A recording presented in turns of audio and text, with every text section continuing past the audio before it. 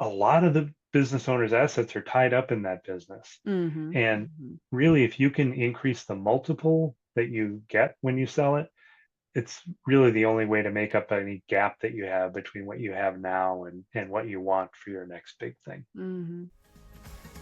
Well, hello, my friend. Welcome back to another episode of the Chaos to Peace podcast, where I talk about how clutter is so much more than you think.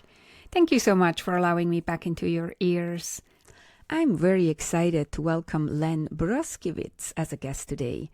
Len is a business coach and certified exit planning advisor, which means he helps business owners plan and execute a successful transition of their company to a family member, a third party, or their employees on their timeline and their terms. But before you jump off and think, that's not for me, let me tell you, you don't have to have plans to sell your business anytime soon to benefit from this great conversation. We talk about how you can increase the value of your business no matter whether you want to exit or not. But also, you prepare yourself and your business for a worst case scenario that nobody wants to think about. What if you have an accident or get seriously sick and can't run your business anymore for a while or maybe forever? What Len and I talk about here is how to prepare your business to exit, but the benefits of doing so, like for example the increased value of your business, will bring you more peace while you're still running it. Okay, without further ado, let's jump into this awesome conversation.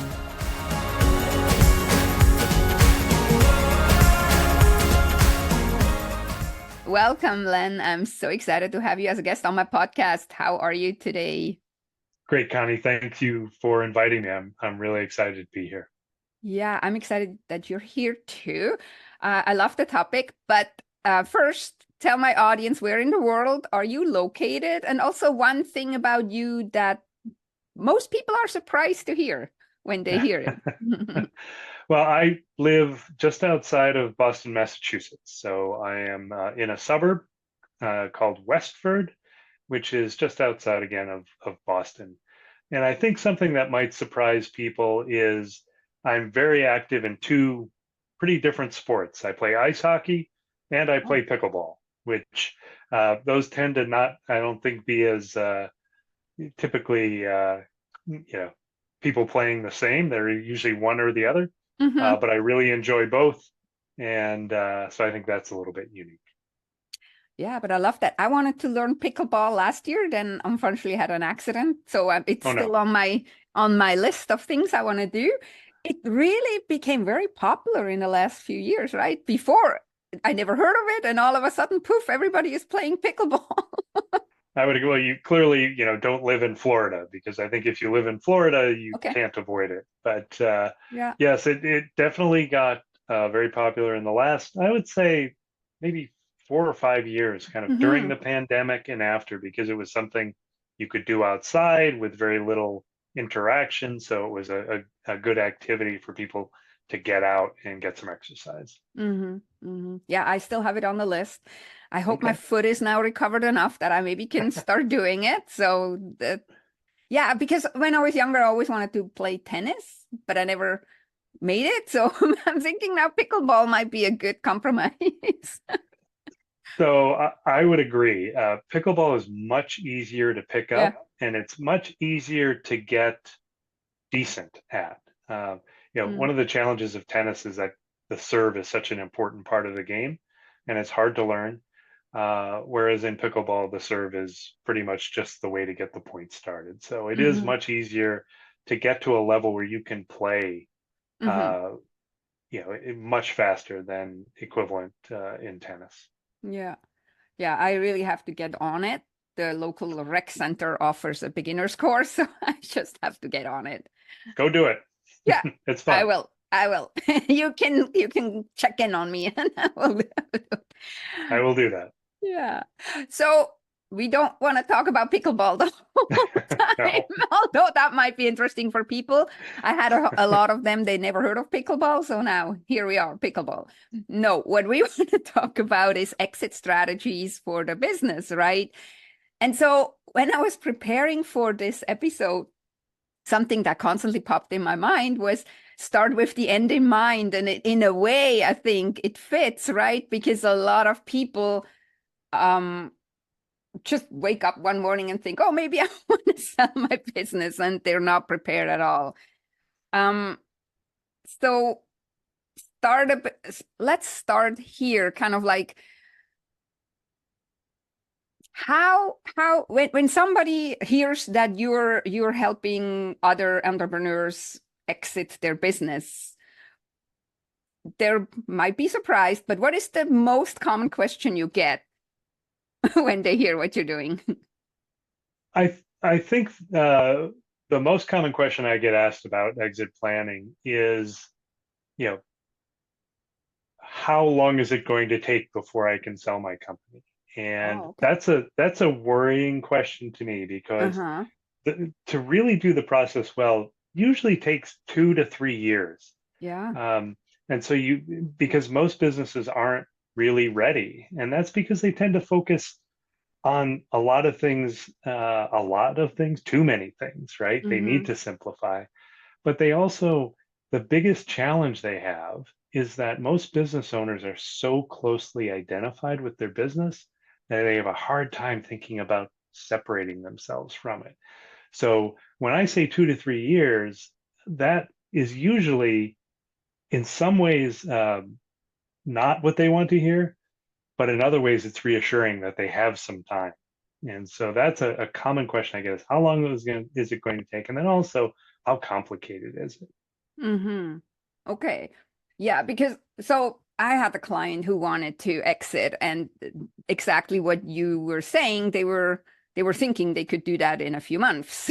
And usually that doesn't work that way. And that's why I had the thought, start with the end in mind. And I was meaning kind of like, even when you start the business, kind of think already, what is going to happen if I ever didn't want to do my business anymore, or couldn't do my business anymore for whatever reason, right? So starting early enough to prepare or to figure out what we're going to do with it. And I would think like a lot of people don't really think of an exit plan, just like a lot of people don't have a will in place or don't see the necessity of a will. Like they might say, oh, I'm only 35 or 40. I'm not going to die anytime soon, so I don't need to be ready. And it's a little similar with businesses, it seems. But you're the expert. You tell me. I would completely agree with you. And I think this is there's a little story I can tell about this where people, and I'm going to age myself here, people in my age category, which is the 55 and up, are comprise about half of the US small business owners. So over 50% of small business owners in the US are age 55 and up, Mm-hmm. yet they are the least prepared to transition out of their businesses, Mm-hmm. which is kind of shocking. You would think they would need to be the best because they're the closest. The younger generations, the 20 and 30 somethings, do exactly what you described. They have the exit in mind when they start, which is really smart. Mm-hmm. And because I think the younger generations just tend to have a shorter time frame of how long things are going to last. So Mm-hmm. they start to think about, okay, maybe I'll run this for 5 or 6 years and then I'll move on to something else. Whereas many of the people I'm talking about in my age category have been running their business for so long they can't even think about an end to it. Mm-hmm. And some of it is what you described, right? They don't want to think about it. Sometimes I think about what I do is similar to life insurance. You know Mm-hmm. you need it, but you really don't want to think about it. Yeah. The good news here is that you can with good exit planning, you can have a really great outcome as opposed to life insurance, which always ends up in a bad outcome. Yeah. You can have a great outcome by having a great exit plan in place and being Yes. able to sell your company for, Yes. much more than it's worth today. Yeah. I find that very interesting. But now, when you're saying it, that the younger generation is actually better at it than the older generation, it almost makes sense, right? The way I grew up, and I'm in your age bracket that you're talking about. Um, so how I grew up was like, only if you do something for a long time, it has actually real good value. Or you take a job and then you do that until you're retired. Like my grandfather took a job and then he was there, I don't know, 35 years or whatever, and until retired. If you have your own business, if you're starting your business and you're thinking of maybe not doing this in 5 years, then why even start? Because then you're not doing it properly. And that was kind of the mentality how I grew up, that everything has to be long terms to be have substance. And now the younger generation grows up and learns that everything is short-lived or more short-lived, right? And we always think that is a bad thing, but I think when we are switching, then that is actually a good thing. So it's really surprising to hear in the first moment, and then it makes so much sense that they're better. I completely agree with you, and I, I have the same exact theory that you do, which is we modeled our parents and grandparents who typically went to school, got a job, worked that job until they retired or died, Mm-hmm. right? Our generation, I'll say my generation, didn't quite have that. We had major recessions. We had there was no longer this long-term loyalty between employee and company. And our kids' generation saw us and said, I don't believe it. I don't believe that I'm going to be any place for a long time. So I'm just going to have a shorter time horizon. And again, I think it's great. The other corollary to that is even if you are in the older generation, just having an exit plan doesn't mean you have to get out of your business in Mm-hmm. 3 or 5 years. It means that your business is always ready to Yeah. transition. Yeah. Something better comes along, something you want to do, something you have more passion for, it's ready, as Mm-hmm. opposed to now the clock starts and I have to wait 2 or 3 years. Yeah. Yeah. And I wanted to come to that point later, why it's so beneficial to be ready. But I want to touch on something real quick that you said earlier. You said a lot of business owners are so, I don't think you said married, but they're so attached to their business and they're so, and I hear some people saying, oh, this is my baby. I grew this like from little. And so it's probably not the best prerequisite to sell a business when you think about your business this way, right? So what what would you advise how to help us or business owners that think that way to start like kind of separating us a little bit? Maybe there is a analogy to letting kids fly out of the nest or something. I don't know. It's a little different, but I'll give you two ideas that are really crucial to getting independence from your business. The first is you need to have a plan of what you want to do after. Hmm. And so I'll give you a good example, I'll give you a bad example. A good example of what I want to do after I transition out of my business is I want to move to be closer to my grandkids and I want to volunteer at this organization or I Hmm. want to start a nonprofit. That is a good plan. Hmm. A bad plan for post transition is I want to travel and play golf. Like that's not a plan, right? Hmm. So the first piece of this and really sometimes what I recommend if my clients can't get there yet, I recommend they work with someone like a life coach or a Hmm. transition coach who can help them figure out what they want to do.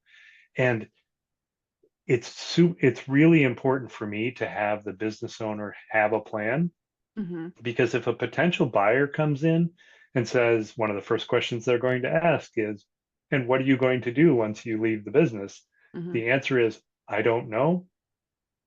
That potential buyer is going to leave as quickly as they came in, right? Mm. So having a plan is really important. The second component to get independence from your business is starting to document all of the processes in your business so that someone else can take them over. Hmm. You may not be able to afford somebody right now, but documenting how exactly your business works does two things. One, it does allow somebody else to come in and run it. And secondly, it helps you get separation because Hmm. now you know that if I take a week off, somebody else can do this rather than me. So those two things in concert are really great ways to help get that separation of you from your business. Mm-hmm. Yeah, and I would have thought, or I just thought that it's not just when you go on vacation. Like if, God forbid, something happens to you and you end up sick and you can't work, if you have this documentation in place, then somebody can actually serve your clients and make sure the business runs at least on emergency on emergency mode while you're recovering, right? And this is Exactly. probably also part of being prepared to exit your business, having that documentation in place. So this is not just the first step to detach yourself from your business, but also at the same time, probably one of the crucial steps to get to being exit ready, I would It think. is. It is. So if I can just for a second talk about how a business is valued, I think this is where this will make some sense. If you look at a business, the valuation of that, about 20% of it is based on things that you can see from the outside. Mm-hmm. So, how fast is the industry growing? What is the company's position in their market? So those are like external factors. 20% of the value. Mm-hmm. 80% of the value is on the preparedness of the business to transition. Mm-hmm. And so one of the biggest things there are kind of four, we talk about four C's, four kinds of capital. And there are structural capital, there is customer capital, there's human capital, and there's social capital. And so I'm not going to go into each of those, but Mm-hmm. one of the big pieces of structural capital is, do you have metrics in your business that you understand? And are your processes documented? Because again, think about it, in a smaller company, right? 10 or less employees, if you're looking as the owner to sell that business, but everything needed to run the business is up here in your head, Mm-hmm. what is somebody buying? Yeah. Once you walk out the door, the whole business is gone. So it's documenting everything serves multiple purposes, but it is one of the biggest factors in how a business ultimately gets valued. Mm. Yeah, I read that on your website. I think you said there 80% is intangible assets. Um, so I was wondering, like a lot of people think with, for example, intangible assets, they think of their customer or client portfolio or list or something. So how like the experience I had with one of the clients, they thought too, because they had this long-term clients and everything, that this would be the main factor of somebody being interested in buying their business. But what then turned out was that these clients were so used to being with this business owner as a person that when that business owner would sell, they would not necessarily want to stay with the Mm. business just because they were not attached to the business, they were kind of attached to the owner, right? So I don't know whether you have some things you could talk about that, because a lot of people I think talk about, oh, I have all these clients and you can take over these clients, but they may not come with with a new owner. Yeah, the customer capital, that one of those C's is exactly what you described. When I work with clients, I talk to them about, tell me about your customers, tell me about your clients. How much of your revenue do you get from a small number of them? Mm, You would think, oh, that's great. I only have a handful of clients. Well, but what if one of them goes under or one of them gets purchased? you know mm-hmm, so it's not just the revenue, it's the composition of it that really matters. And what you described is another question I asked. I put it in a way of, how many customers, when I'm talking to the business owner, how many of the customers know you by name? mm-hmm, And if the answer is 90%, that's risky, right? That increases the risk, decreases the value of the company. What you mm-hmm, want is that somebody, other people own the customer relationships, because that's what's going to continue after you leave. So Yeah. what you described is a perfect example of something that has a huge impact on the value of the business, is how much is the business owner responsible for driving sales. Mm. Yeah. And so now let's assume a business does get to the point with your help or on its own or whatever in these 2 to 3 years to have their have or be exit ready, or the owner is exit ready and the business is ready to be taken over by somebody. What are the chances that somebody actually is really buying your business? Or first, let's say first is how would you even go about it to find a buyer? And then what is the chances that this is going to be successful, this project? Yeah, so first I'll address the how do you find a buyer, and then I'll address the second question. So the first question was around how do you find buyers? There are multiple ways. So one of the ways potentially is that you may pass the business along to a family member, right? You might have a succession plan. So you may Mm-hmm. not be selling it to anybody. You may be passing it along to a family member. That's one option. Mm-hmm. Another is that you may sell the business to your employees or your management team, right? Mm-hmm. That's another option. But I think what you're talking about is more like when you're selling it to a third party, right? Yeah. So the options there, it may be a local competitor or a partner that you work with. That's one option. And so Mm-hmm. those are probably people that you know. Those Mm-hmm. are tricky because you don't necessarily want to tell a competitor or a partner that you're thinking of selling, right? Yeah. But they may value your business significantly higher than others. Mm-hmm. Or the other option is to work through uh, a business broker or an M&A advisor. And these are people that specialize in buying and selling businesses.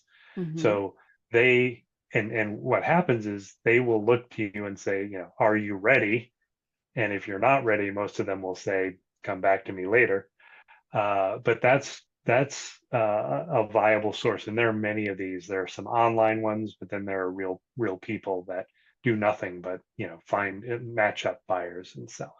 Mm-hmm. Mm-hmm. So that was the first part of your question, which is around how do you actually sell it, and then your second question was around how many businesses actually get sold. Mm-hmm.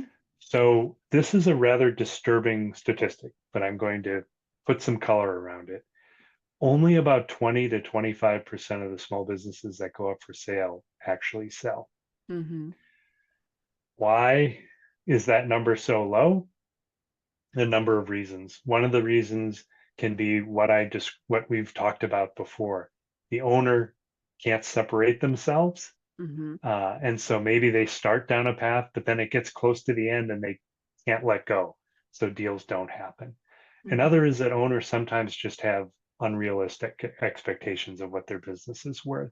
Mm-hmm. And the third reason may just be that the business is not interesting to anybody else. It was really, one person's baby. You used the term earlier, right? Yeah. And that there just isn't anything that anybody else is interested in buying. So Mm-hmm. that number is, to me is one of my whys is, can I increase Mm-hmm. in a tiny little way how many of the businesses actually end up getting sold. But those are a couple of the main reasons why businesses don't get sold.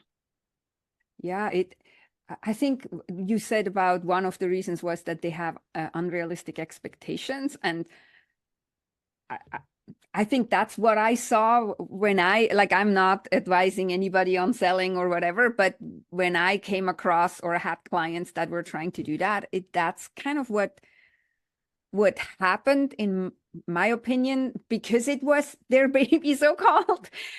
They would look at it not critical, and I don't mean critical like negative, I mean critical more like with some distance and with some more Objectively, right? Yeah. neutral opinion, rather than, oh, I worked in this, or I worked on this for in and on and for this for 30 years, and this is awesome and everybody has to find it awesome, and when they don't find it awesome, then they're kind of don't see the value or something, right? Yeah. Yes. And so one of the things I do, one of the first things I do with a new client is actually get a professional business valuation done Mm-hmm. to try and avoid this issue. So does that mean there's some uncomfortable conversations when the valuation doesn't come out the way the client or Mm-hmm. the business owner wants? Yes, there are.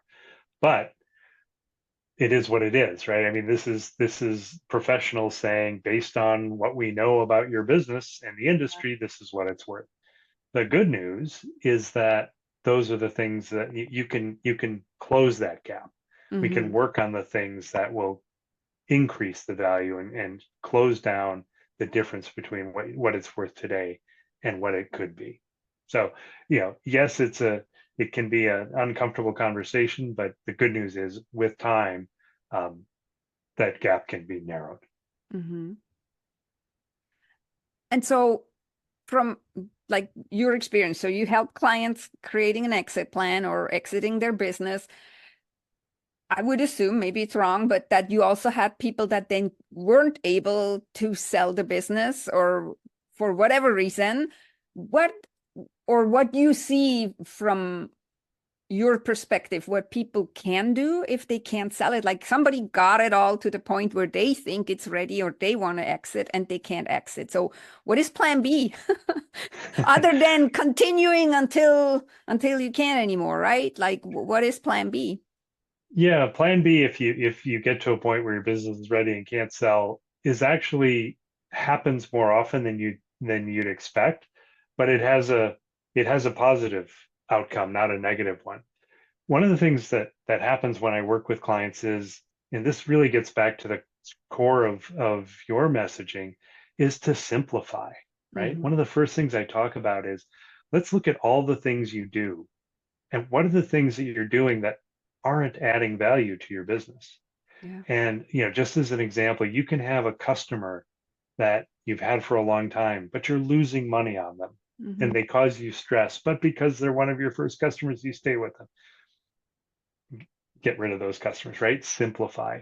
Yeah. Focus. So what I help clients do is really focus on the things that they are exceptionally good at Hmm. and get rid of the things. Again, it gets to your messaging of decluttering, right? Yeah. And Declutter what tends clients. I talk about declutter, that too.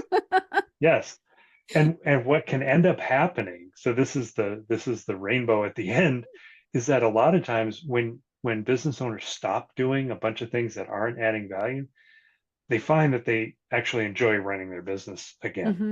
Hmm. And so that even if they can't sell it now, they're in a much better place. Hmm. They don't have to work as much. They're making more money. Hmm. And again, they are ready so that when that time comes, Hmm. if again they can turn it over to employees, to family, to a third party. But that's the best result, is that it's always ready. And you're right, Hmm. maybe they do want to retire, and then if there are assets, then you can find somebody to buy it. But again, what I think the better scenario is they find, gee, I don't mind running this as much as I used to two Yeah. years ago when it was a mess. Yeah, yeah. Yeah, that reminds me of like I used to watch all these shows where some design team would come in and get their house ready for selling, and then there was sometimes the situation where then the people said, "Oh, well, now we don't want to sell it because now we love it," right? Exactly. And what did they do? They also decluttered the whole house, made it fresh, rearranged some stuff, and made it ready to sell, right? And you don't sell a cluttered house most likely unless you're in an area where like housing is really like hotcakes. But usually you make it ready, and then all of a sudden you yourself actually like it again, and then you don't want to sell. So that's really funny that that happens in businesses too. And I think this is one of the uh, um, positive things that I alluded to in the beginning, that actually it's nice to be always exit ready because it's probably, I would call it decluttered, you would call it simplified, the business. You have your processes all documented, everything could run without you if it needed to be. And that is a nicer place to work from rather than just running around trying to put fires out everywhere because you're just doing everything from the hip or whatever you want to call it, right? That's a great summary of the value of exit planning. And the one other one I'll add is, you know, if something bad does happen, right? We talk about 5 Ds that Hmm. cause about 50% of the business transitions. The 5 Ds are death, disability, divorce, distress, and disagreement between Hmm. partners. So those Hmm. 5 Ds cause involuntary transitions. And if you have a plan, those things are still going to happen. But at Hmm. least now somebody else can come in and take care of things. Without a plan, it can be really traumatic. And what's painful to me when I see it happen is it's not just traumatic to the business owner, it's traumatic to the Yeah. family, the customers, the Hmm. vendors, the employees, and the Hmm. community, Hmm. right? Most small businesses are highly embedded in their communities. And without that plan, if the whole thing falls apart, it has a negative impact on their Yeah. community as well. Yeah. Yeah, you're totally right. It's actually, as a business owner, especially I think too, if you have employees, it's your responsibility to have this exit plan in place for your employees because that's their livelihood too, and then their family and their children and it's like a ripple effect that goes out. So yeah. Yes, I agree. And that's why, I think it's really important to have a plan in place. Mm-hmm.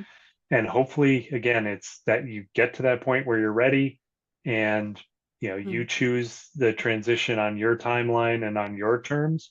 Mm-hmm. But again, if one of those 5 Ds does happen, at least there's some structure to keep the thing together. Yeah. Totally. So I know you talked a little bit about it already, but if you would say it in one tip, what is the one thing that people should take away from this episode and go do in their business? Like if somebody listens and says, "Oh my gosh, I don't have any exit plan," what would you say is the one thing that you take away now and go do? It's hard to come up with one, Yeah, but yeah, but yeah, I I will. know, I know, but we don't want It's to okay. overwhelm them, so let's give them one. Okay. For a business owner who doesn't have an exit plan in place, the first thing I would do is to start to document your processes. Hmm. It will be hugely advantageous to you to know that the things that make your business run are all, written down or in video format. A lot of Hmm. people are doing videos now to Hmm. document their business processes. Hmm. That would be the first thing I would do. And what I would do is set a goal to have 2 or 3, maybe 5 of your processes documented in the next, say, 90 days. Hmm. Give yourself a goal, get a couple of those things written down, and Hmm. I think you'll find that accomplishing those will then give you the confidence to move on. Yeah. And so that would be my one tip is start documenting your processes. I love it. That's what I would have said too. And I'm Good. not the exit expert, but I'm helping people get organized. And I often notice that once we're creating some structure and have some stuff really on paper, or like you said, we can have it on video. When we have this down, this also all of a sudden gives these people a little bit more peace. And talk a lot about these, but it's less stressful because it's written down somewhere. If for some reason you have to hand it over to somebody, there is a process written down. It brings a lot of peace. So I love your tip. So now we talked a lot about you and how you're helping your clients. So tell us a little bit, where can somebody find you if they wanted to work with you, if they wanted to start getting their business exit ready? Where can they go, Len? Yeah, the best place would be to go is to my website, which is greaterheightscoaching.com. Mm-hmm. And I have a fair bit of information on there about the process. The thing I would recommend business owners do if they just want a quick idea of what their business might be worth and the kinds of things that are depressing the value of their business or increasing the value of business, I have a little business valuation calculator at the top right of my website. It's free. It takes about 10 minutes to go through. That's what I would recommend, just to get a decent sense of what you need to work on, and what the value of your company is today in a real rough sense. Mm-hmm. Oh, that's awesome. Yeah. So we will put the link in the show notes so people can just click on it. And then I really suggest that we all think a little bit about it because it's not just us that it's our responsibility for, like you said, for the family, for the employees, for the clients, that we do have some kind of a plan in place. So before we wrap up, Len, did I not ask you something that you think needs to be said, or do you have any other tips that you feel like needed to be said before we wrap this up? Yeah, I think it's going to be a reiteration of what we talked about earlier, and that is exit strategy equals business strategy. It's not separate. Exit strategy doesn't have a point in time when it ends. It's that you get to a place where you're always ready, and it's a huge stress reliever for business owners when they have that plan in place. And the added benefit is that the value of your company can be significantly higher once you get ready and have that plan in place. So yeah. And that those should are my final motivate everybody, the It higher should. value of the business, right?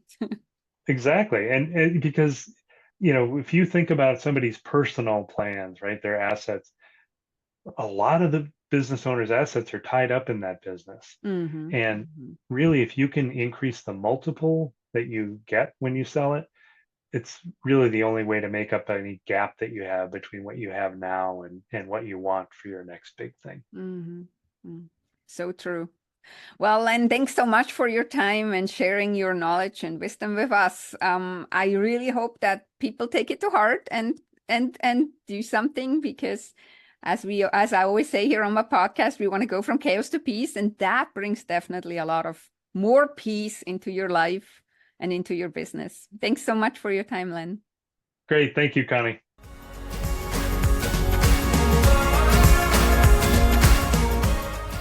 Hey, I'm Connie, your host, and I wanted to thank you for listening to the podcast today. Did you know you can bring your chaos to me?